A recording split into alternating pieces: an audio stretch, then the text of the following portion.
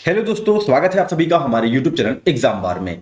अभी हम लोग हिस्ट्री के पॉइंट ऑफ व्यू से उत्तर वैदिक काल का रिवीजन करने वाले हैं और ये बहुत ही इंपॉर्टेंट सेगमेंट है प्राचीन भारत के इतिहास से। यहां से लगातार प्रश्न देखे गए हैं।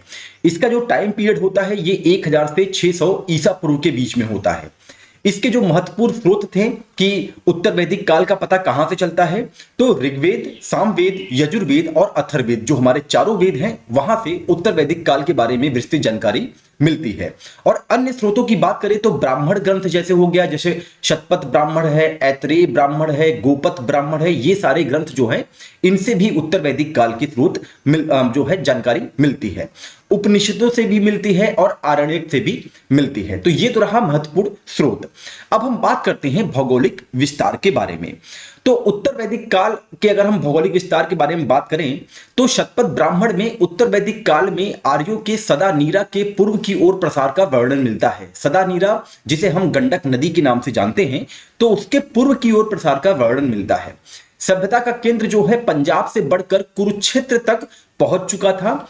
600 ईसा पूर्व के आसपास कौशल, विदेह और अंग राज्य से उत्तर वैदिक काल का परिचय होता है।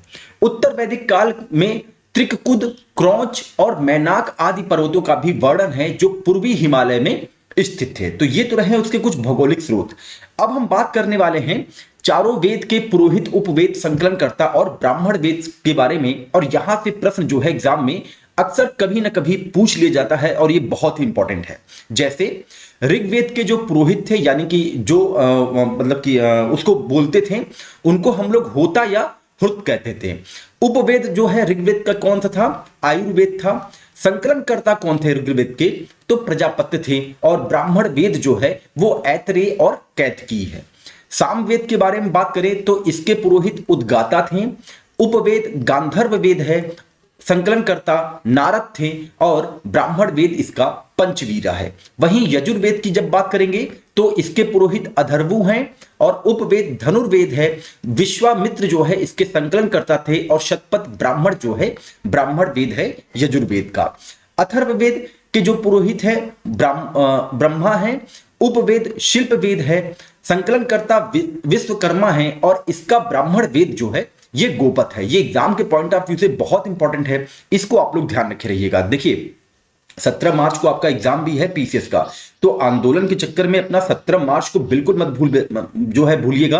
अपना आप रिवीजन टाइम टू टाइम करते रहिए और कोई ना कोई एक प्रैक्टिस सेट लगाते रहिए। मैं भी अपने चैनल के माध्यम से कुछ प्रैक्टिस सेट आपको कंप्लीट जो है उसको जो है 150 प्रश्नों का पीडीएफ होगा, उसको हम करवाने का प्रयास करेंगे। अब उत्तर वैदिक काल के सामाजिक स्थिति के बारे में हम बात करते हैं। तो 4 वर्णों में यह विभाजित था। ब्राह्मण के लिए यही शब्द का प्रयोग था। क्षत्रिय आते हैं, क्षत्रिय के लिए आगही शब्द का प्रयोग है।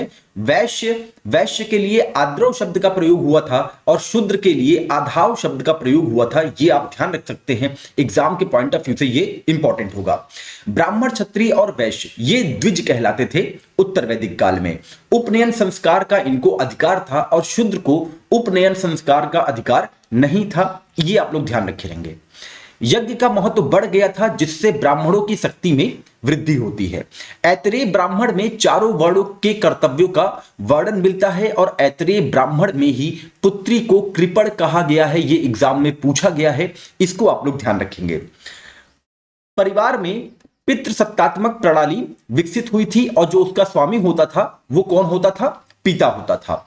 गोत्र व्यवस्था स्थापित हो गई थी और गोत्र का अर्थ है गाय का बाड़ा। सर्वप्रथम जाबालोपनिषद में चारों आश्रमों ब्रह्मचर्य, गृहस्थ, वानप्रस्थ एवं सन्यास का वर्णन मिलता है। यह प्रश्न पूछा गया है, इसको आप लोग ध्यान रखिएगा एग्जाम के पॉइंट ऑफ व्यू से, ये इंपॉर्टेंट है।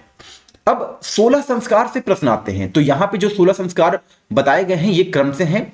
गर्भाधान, पुंसवन, सीमांतोन्नयन, जात कर्म, नामकरण, निष्क्रमण, अन्नप्राशन, चूड़ा कर्म, कर्णवेद, विद्यारंभ, उपनयन, वेदारंभ, केशांत या गुदान, समावर्तन, विवाह और अंत्येष्टि। ये 16 संस्कार हैं, इसको आप लोग ध्यान रखे रहिएगा। ये भी एग्जाम के पॉइंट ऑफ व्यू से इंपॉर्टेंट हो गए और पहले भी इससे प्रश्न आ चुके हैं। सामाजिक स्थिति में ही उत्तर वैदिक काल में जो विवाह होता था वो 8 प्रकार का विवाह होता था। ब्रह्म विवाह, यह विवाह माता पिता द्वारा योग्य वर खोजकर किया जाता था। दैव विवाह, यज्ञ कराने वाले पुरोहित के साथ जो विवाह होता था उसको दैव विवाह के नाम से जाना जाता था। आर्ष विवाह क्या होता है? पिता द्वारा यज्ञ कार्य हेतु एक या दो गाय के बदले अपनी कन्या का विवाह करना आर्ष विवाह कहलाता था। वहीं प्रजापत्य विवाह क्या होता है? वर स्वयं कन्या के पिता से कन्या मांगकर विवाह करता था प्रजापत्य विवाह में। अब जो नेक्स्ट चार हैं उनमें आसुर विवाह है।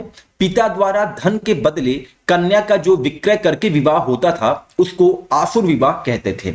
गंधर्व विवाह, कन्या तथा पुरुष प्रेम या कामुकता के वशीभूत होकर जो विवाह करते थे, जिसे हम लोग वर्तमान में लव मैरिज कहते हैं, उसको गंधर्व विवाह कहा जाता था उत्तर वैदिक काल में। पैशाच विवाह, सोई हुई अथवा विक्षिप्त कन्या के साथ सहवास कर कर विवाह करने को पैशाच विवाह कहा जाता था। और राक्षस विवाह, बलपूर्वक कन्या को छीन कर जो विवाह होता था उसको राक्षस विवाह कहते थे। इसको आप लोग ध्यान रखे रहिएगा। अब बात करते हैं उत्तर वैदिक काल के राजनीतिक जीवन के बारे में। बहुत इंपॉर्टेंट सेगमेंट है ये, आप ध्यान रखिएगा। देखिए आरओ के एग्जाम में क्या हुआ था, वहां पे एंशिएंट और मिडाइवल से ज्यादा प्रश्न पूछ लिए गए थे, जबकि मॉडर्न से कम प्रश्न पूछा था। तो आप जो है इन सब चीजों को, जो जितने भी इंपॉर्टेंट है जहां से लगातार प्रश्न बनते हैं, उसका आप रिवीजन लगातार करते रहिए। राजनीतिक जीवन के बारे में बता दें उत्तर वैदिक काल के, तो जनपद की अवधारणा का उदय हो गया था। स्टेटमेंट वाले प्रश्न यहां से बन सकते हैं। उत्तर वैदिक ग्रंथों में राष्ट्र शब्द का पहली बार प्रयोग हुआ है, ये बहुत इंपॉर्टेंट है, ये आप ध्यान रखिएगा। राजा का पद जो है ये वंशानुगत हो जाता है उत्तर वैदिक काल में। राजा को सम्राट, एकराट, अधिराज आदि नाम से जाना जाने लगा। राजन या मुखिया ने रक्षक की भूमिका निभाई थी उत्तर वैदिक काल में। सभा, समिति आदि प्रतिनिधि संस्थाओं का प्रभाव क्षीण हो गया था और इसका स्वरूप भी बदल गया था। देखिए ऐसे ही जो स्टेटमेंट होते हैं, यहां से जो है स्टेटमेंट वाले प्रश्न 1, 2 करके बनाए जाते हैं। तो ये सारे पॉइंट इंपॉर्टेंट होंगे राजनीतिक जीवन से, इसको आप लोग ध्यान रखे रहिएगा। सभा में स्त्रियों का प्रवेश वर्जित हो गया था। पांचाल सर्वाधिक विकसित राज्य था। राज्य का राज्याभिषेक राजसूय यज्ञ के द्वारा संपन्न होता था, जिसका वर्णन शतपथ ब्राह्मण में मिलता है। ये एग्जाम में पूछा गया है।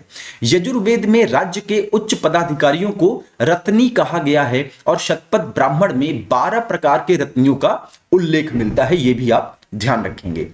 राजा न्याय का सर्वोच्च अधिकारी होता था। ब्राह्मण को मृत्युदंड नहीं दिया जाता था। बलि ऋग्वैदिक काल में राजा को दिए जाने वाला एक स्वेच्छाकारी कर था। तो बलि क्या था? राजा को दिए जाने वाला एक स्वेच्छाकारी कर ऋग्वैदिक काल में, ये आप ध्यान रखेंगे। बल्कि उत्तर वैदिक काल में बलि, भाग और शुल्का, ये 3 कर जो है प्रमुख होते थे, इसको भी आप लोग ध्यान रखेंगे। ऐतरेय ब्राह्मण में वर्णित जो शासन व्यवस्था थी, तो उसमें जैसे किस शासन को क्या उपाधि दी गई थी, यहां से भी प्रश्न आया है। जैसे पूर्व में जो शासन था उसको साम्राज्य कहते थे और जो उपाधि मिलती थी राजा को, वो सम्राट की उपाधि मिलती थी। वहीं पश्चिम क्षेत्र जो था वहां पे शासन को स्वराज के नाम से जाना जाता था और राजा की उपाधि जो थी वह स्वराट थी। उत्तर में वैराज्य नाम से शासन चलता था और उपाधि जो है विराट थी। दक्षिण में भोज से शासन चलता था और उपाधि राजा की भोज थी। मध्य देश की बात होगी तो राज्य कहलाता था और राजा की उपाधि जो है राजा को मिलती थी। ये आप लोग ध्यान रखे रहिएगा। और सेशन अगर एग्जाम के पॉइंट ऑफ व्यू से इंपॉर्टेंट लग रहा है तो आप हमारे चैनल को अपने दोस्तों के बीच में जरूर शेयर करें। साथ ही मॉडर्न इंडिया के बारे में बता दें कि इसमें मैक्सिमम पार्ट को जो है कवर कर लिया गया है। आप लोग प्लेलिस्ट में जाइए और वहां से अपना रिवीजन कर सकते हैं। अब हम बात करते हैं उत्तर वैदिक काल के आर्थिक स्थिति के बारे में। पशुपालन के स्थान पर कृषि प्राथमिकता हो गई थी, कृषि को प्राथमिकता दी गई थी। शतपथ ब्राह्मण में जुताई, बोवाई, कटाई, मड़ाई का उल्लेख मिलता है, यानी कि कृषि से संबंधित जो चारों क्रियाएं होती हैं उनका उल्लेख कहां मिलता है? शतपथ ब्राह्मण में मिलता है। ये एग्जाम में पूछा गया है, ये इंपॉर्टेंट भी होगा, इसको आप लोग ध्यान रखे रहिएगा। लोहे से बने उपकरणों से कृषि में क्रांति आ जाती है। धान प्रमुख फसल बन जाता है और यजुर्वेद में लोहे के लिए श्याम अयस का प्रयोग हुआ है। यह भी बहुत इंपॉर्टेंट है, इसको आप लोग ध्यान रखें। चावल का उल्लेख व्रीहि, तंदुला और सली के रूप में किया गया है। कब? उत्तर वैदिक काल में। भैंस को कृषि उद्देश्यों के लिए पालतू बनाया गया। इंद्र को हल के भगवान की उपाधि दी गई थी। भाग लुघा कर संग्रह करने वाला अधिकारी होता था। भाग लुघा कौन होता था? कर संग्रह करने वाला अधिकारी। निष्क, शतमान, पाद, कृष्ण, रत्तिका, गुंजा आदि जो है ये माप की भिन्न इकाई थी उत्तर वैदिक काल में, ये आप ध्यान रखें। स्वर्ण एवं लोहे के अतिरिक्त आर्य जो है वो टिन, तांबा, चांदी और सीसा से भी परिचित हो चुके थे। वस्त्र निर्माण प्रमुख उद्योग के रूप में विकसित हो गया था, जबकि कपास का उल्लेख कहीं नहीं मिलता है उत्तर वैदिक काल में। अब धार्मिक स्थिति के बारे में बात कर लें तो इंद्र के स्थान पर प्रजापति, जिसे सृजन के देवता के रूप में जाना गया था, को सर्वोच्च स्थान मिला था। दो अन्य देवता थे, रुद्र जो कि पशुओं के देवता थे और विष्णु लोगों के पालक के रूप में माने जाते थे। दो महाकाव्य है, जय संहिता जिसे हम लोग महाभारत के नाम से जानते हैं और रामायण। इस काल में मूर्ति पूजा के आरंभ होने का आभास भी मिलता है। ये आप लोग ध्यान रखेंगे, स्टेटमेंट वाले प्रश्न यहां से जनरेट हो सकते हैं। बहुदेववाद, वासुदेव संप्रदाय और षट दर्शनों। षट दर्शन में कौन कौन से हैं? सांख्य है, योग है, न्याय है, वैशेषिक है, मीमांस है, वेदांत है। का बीजारोपण कब हुआ? उत्तर वैदिक काल में। महत्वपूर्ण जो यज्ञ होते थे उत्तर वैदिक काल में, अश्वमेध यज्ञ, वाजपेयी यज्ञ और राजसूय यज्ञ होते थे। ये आप लोग ध्यान रखें। अब हम बात कर लेते हैं चारों वेदों के बारे में, और यहां से एक ना एक प्रश्न आप लोग एग्जाम में बिल्कुल देखे होंगे। चार वेद हमारे कौन कौन से हैं? ऋग्वेद, सामवेद, यजुर्वेद और अथर्ववेद। बहुत ही इंपॉर्टेंट है। अब यहां से कौन कौन से प्रश्न आज जो है आए हुए हैं वो भी आपका यहां पे कवर हो जाएगा, और कुछ इंपॉर्टेंट फैक्ट भी आपको यहां पे देखने को मिल सकते हैं। ऋग्वेद के बारे में बात करें तो ऋग्वेद में 10 मंडल और 1028 सूक्ति है। देवताओं की स्तुति में इसकी रचना की गई थी। पहला और 10वां मंडल सबसे अंत में जोड़ा गया है, ये आप लोग ध्यान रखेंगे। पहले मंडल में उल्लेखित है कि अश्वनी ने मनु को हल चलाना सिखाया था। तो ये कहां पे है? ये ऋग्वेद में इसकी जानकारी मिलती है, ये आप लोग ध्यान रखेंगे। 7वें मंडल में दशराज युद्ध का वर्णन मिलता है, जो कि परुषी रावी नदी के तट पर हुआ था, और ये कई बार एग्जाम में आया भी हुआ है। सुदास और 10 जनों के बीच ये हुआ था, जिसमें सुदास विजयी हो जाते हैं। 9वें मंडल में सोम देवता का वर्णन मिलता है, यह भी एग्जाम में पूछा गया है। तीसरे मंडल में गायत्री मंत्र की व्याख्या की गई है, एग्जाम में ये आया हुआ है, इसको आप लोग ध्यान रखे रहिएगा। 10वें मंडल के पुरुष सूक्त में पहली बार चारों वर्णों का एक साथ वर्णन किया गया है। पत्नी को जैतसम, पत्नी ही गृह है, कहा गया है। किसमें कहा गया है? ऋग्वेद में पत्नी को जैतसम के नाम से जाना जाता था, ये आप लोग ध्यान रखेंगे। इसके नासदीय सूक्त में निर्गुण ब्रह्म की जानकारी मिलती है। किसमें? नासदीय सूक्त में, ऋग्वेद के नासदीय सूक्त में निर्गुण ब्रह्म की जानकारी मिलती है। ऋग्वेद की एकमात्र शाकल शाखा है जो कि आज भी उपलब्ध है। सर्वाधिक उल्लेख देवताओं के बारे में होगा तो इंद्र का जो है सर्वाधिक उल्लेख किया गया है। कितनी बार? लगभग 150 बार किया गया है, ये आप लोग ध्यान रखें। गंगा का 1 बार और यमुना का 3 बार उल्लेख किया गया है। 10वें मंडल के पुरुष सूक्त में शूद्र का उल्लेख मिलता है। ऋग्वेद के 10वें मंडल के पुरुष सूक्त में शूद्र का उल्लेख मिलता है, और शूद्र वर्ड जो है ये काफी ज्यादा न्यूज में रहा था 2023 में, ये आप लोग ध्यान रखें। 10वें मंडल में राजा को राष्ट्र राज्य बनाए रखने के लिए कहा गया है।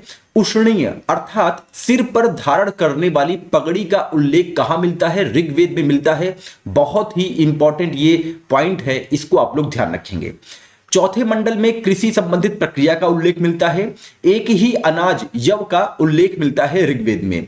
एक मंत्र में रुद्र शिव को त्रयंबक कहा गया है, कहां पे? ऋग्वेद में, ये आप लोग ध्यान रखेंगे। दासों के विषय में स्पष्ट उल्लेख किया गया है ऋग्वेद में। दासों की जानकारी मिलती है ऋग्वेद में, ये आप लोग ध्यान रखे रहिएगा।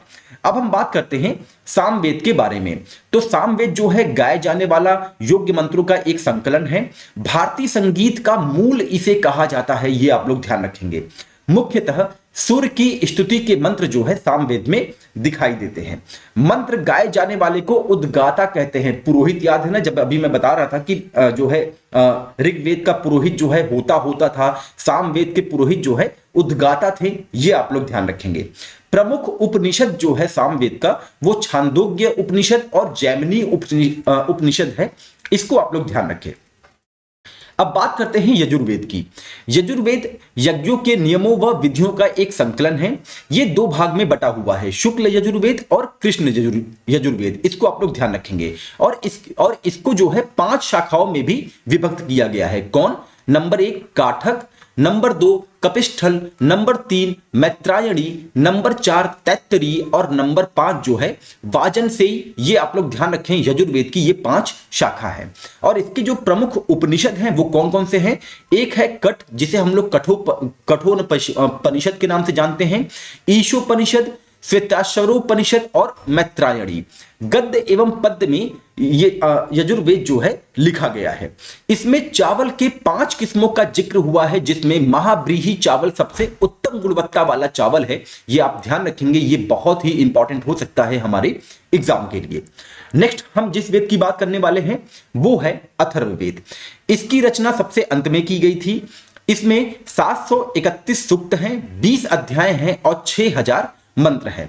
इसमें ब्रह्म ज्ञान, रोग निवारण, औषधि प्रयोग, मंत्र, जादू टोना आदि विषयों का वर्णन मिलता है। किसमें? अथर्ववेद में। पूछा भी गया है, इसको आप लोग ध्यान रखे रहिएगा।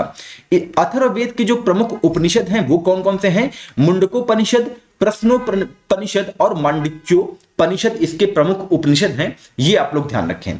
मगध और वैशाली की सर्वप्रथम जानकारी कहां से मिलती है? अथर्ववेद से मिलती है। 6 से 12 बैलों द्वारा जोते जाने वाले खेतों का वर्णन जो है अथर्ववेद में मिलता है। ये आप लोग ध्यान रखें। परीक्षित को मृत्यु लोक का देवता बताया गया है। इसमें विष द्वारा राजा के चुनाव का वर्णन भी है। विष मतलब जो वहां की जनता होती थी उसके द्वारा राजा के चुनाव का वर्णन कहां पे मिलता है? अथर्ववेद में मिलता है।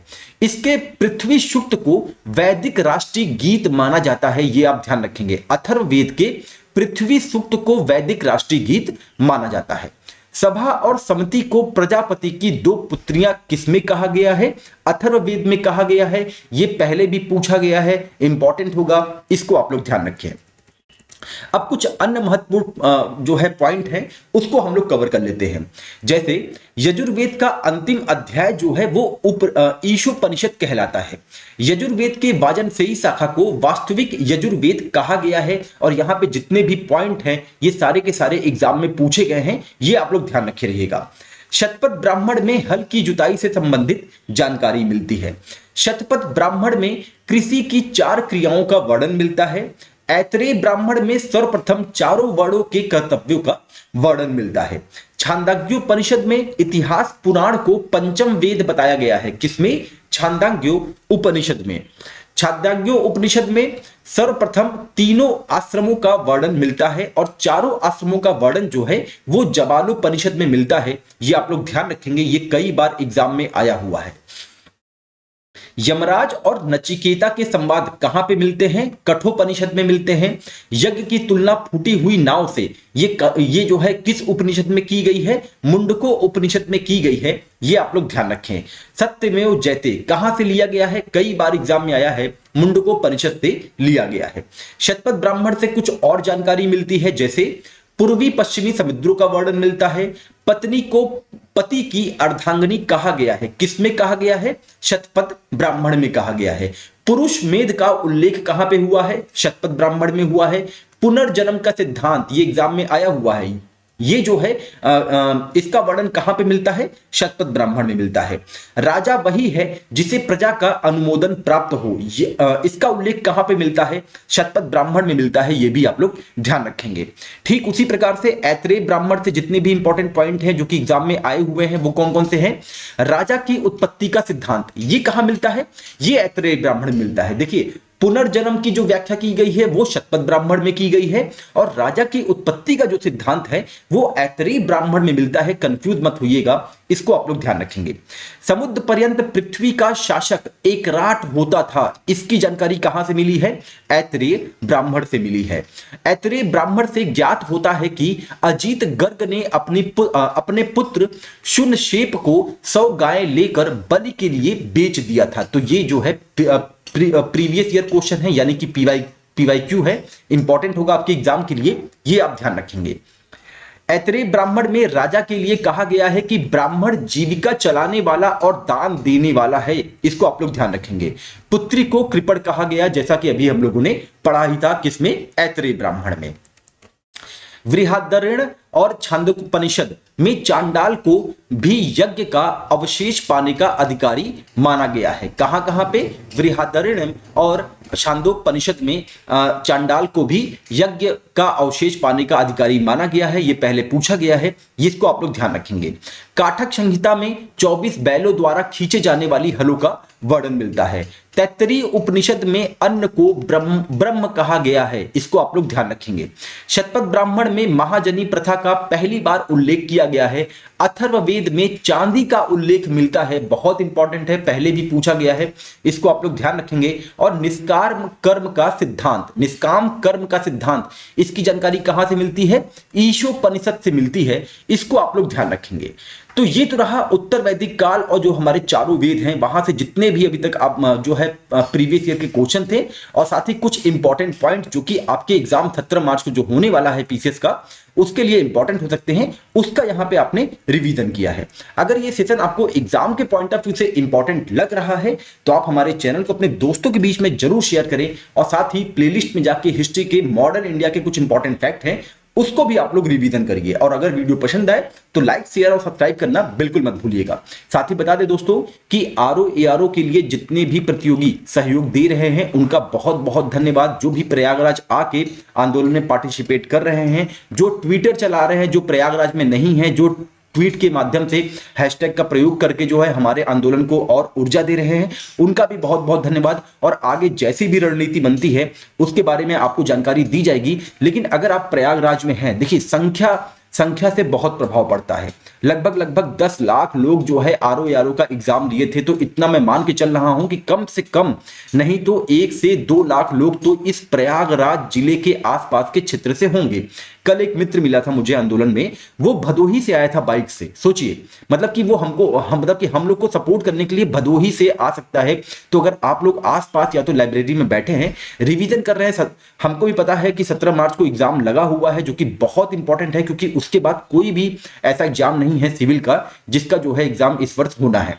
तो एग्जाम इंपॉर्टेंट है, नो डाउट, लेकिन अपने हक के लिए आप लोग जो है थोड़ा सा समय निकाल के अगर आगे कुछ ऐसी रणनीति बनती है तो एक बार आयोग में अपनी उपस्थिति जरूर दीजिएगा। भले ही आप लोग 1-2 घंटे के लिए आए, लेकिन आए जरूर। जब भी संख्या ज्यादा होती है तो एक मनोबल बढ़ता है और आयोग के ऊपर भी जो है मानसिक रूप से दबाव पड़ेगा। मतलब कि ये भी जो है आप लोग ध्यान रखें, क्योंकि ये लड़ाई जो है केवल प्रयागराज वासियों की नहीं है, ये आप सबकी लड़ाई है। तो जैसे भी समय मिले, किसी भी माध्यम से, कैसे भी, आप लोग इसमें सहयोग जरूर करें।